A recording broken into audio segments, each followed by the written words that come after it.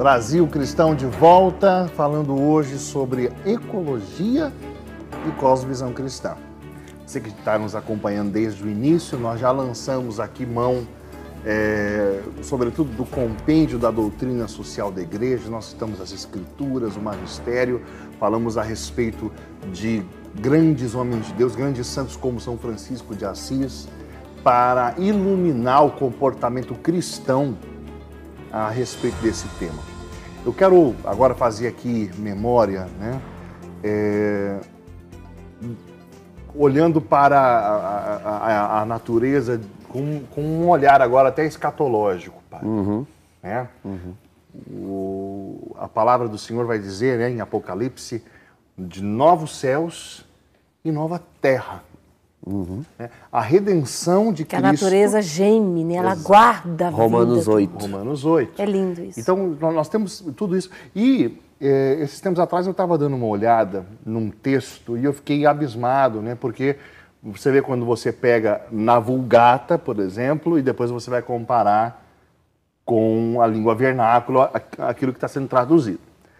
Quando Jesus diz assim, quando o Filho do Homem for levantado, na nossa versão está dizendo, atrairei todos a mim. Eu fui dar uma olhada na Vulgata, esse todos, na verdade, está lá como omnia. Tudo. Tudo. Tudo. Atrairei tudo para mim. Todos os seres criados, tudo. Quando o Filho do Homem for levantado. Então, essa redenção de Cristo Jesus para a salvação dos homens, por causa do homem, redime todos os seres criados. É algo tremendo.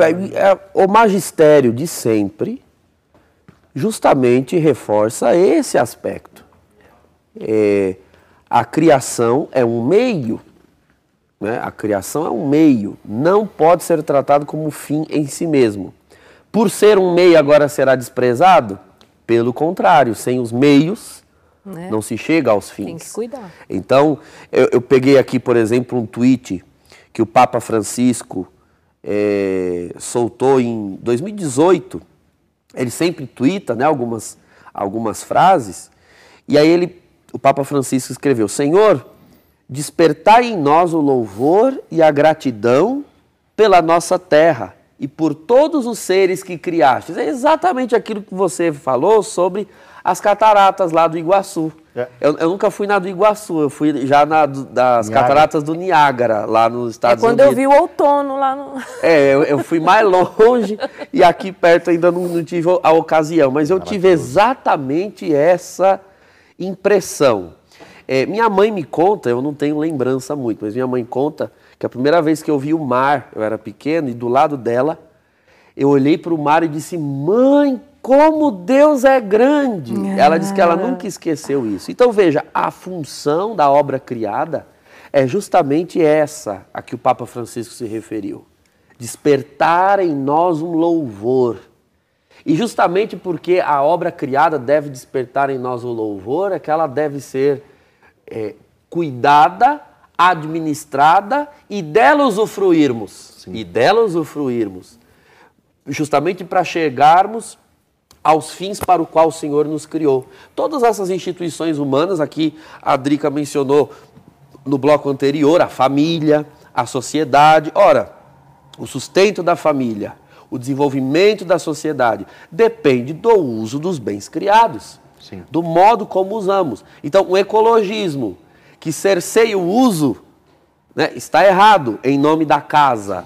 E um protecionismo em nome do desenvolvimento econômico que despreze a casa, também está errado. Nós não somos seres feitos para a matéria para sermos consumistas, mas também não fomos feitos para a ecologia. Foi o meio ambiente quem foi criado para nós. Exato. Padre Drica, uma coisa importante também é a gente perceber que às vezes a desordem é um tanto quanto sutil.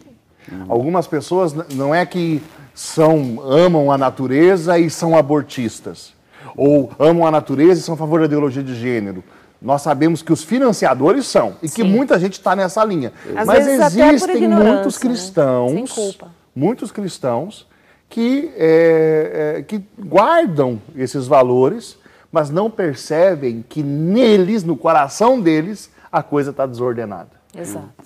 O pêndulo, né? Quando você coloca como projeto, a primeira coisa que vem, a ecologia. A primeira coisa que vem, né? Daí lá no final, o cuidado com o ser humano. Exato. Então perceba que a coisa é sutil e que se nós não colocarmos as coisas como Deus colocou, o homem no ápice da criação e tudo voltado para ele, nós começamos a desordenar e gerando a desordem, aí é um efeito cascata.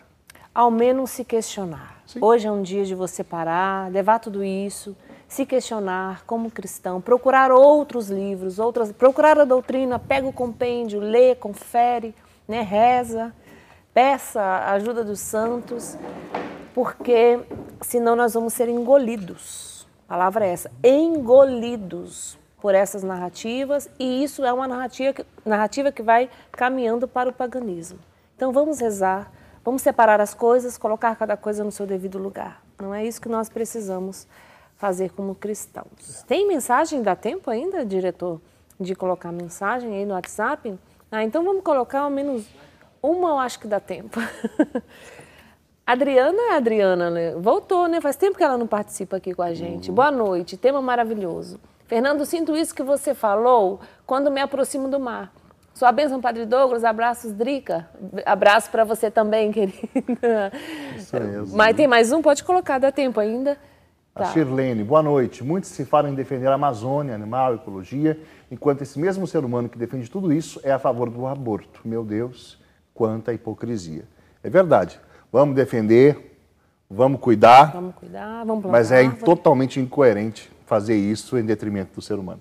Vamos rezar. E rezemos por essas pessoas. Exatamente. Temos que rezar por essas pessoas, pelos nossos bispos, pelos nossos padres, pela igreja toda. Toda a igreja. Vamos rezar. E vamos caminhar, Padre. Vamos dar uma bênção. É isso mesmo. Te louvamos, Senhor, por todos os bens que nos destes. Ensinai-nos pelas inspirações do Teu Espírito, a deles cuidarmos, a deles usufruirmos para a maior glória do vosso nome. Abençoe-vos o Deus Todo-Poderoso, o Pai, o Filho e o Espírito Santo. Amém. Amém. Deus abençoe a todos. A gente volta amanhã, quarta-feira. Nós vamos falar sobre ideologia de gênero amanhã. Não perca, né, gente? Até lá. Tchau, gente.